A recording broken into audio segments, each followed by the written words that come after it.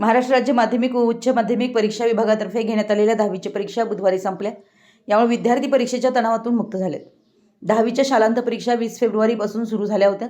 त्या बुधवारी दिनांक 18 मार्च रोजी संपल्या। 10वीची परीक्षा तब्बल 26 दिवस चालली आणि यामुळे सर्वच विद्यार्थ्यांना प्रत्येक विषयाचा अभ्यास करायला भरपूर वेळ मिळाला।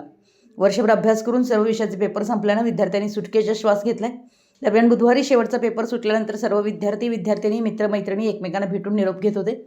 कारण कुणी 1ली ते 10वी पर्यंत एकत्र शिकत होते, तर काही 5वी ते 8वी पासून एकत्रित मित्र बनले होते।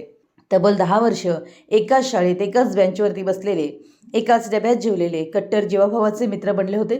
मात्र आता 10वी नंतर सर्वांचंच आयुष्य बदलणार आहे। कारण 10वी नंतर प्रत्येकाच्या वाटा वेगवेगळ्या होतात। त्यामुळे आता तू पुढे काय करणार, कोणत्या कॉलेजला प्रवेश घेणार, कोणती साईड घेणार, कोणता कोर्स करणार, सुट्टीत फिरायला कुठे जाणार याविषयी चर्चा करत होते।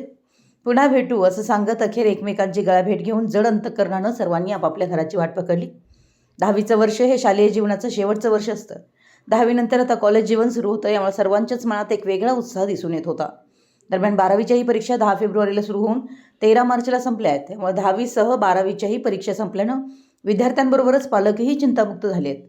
निकाल लागेपर्यंत विद्यार्थ्यांना विविध कॉम्प्युटर टायपिंग कोर्सला घालण्यासाठी पालक विचार करताना दिसून येत आहेत।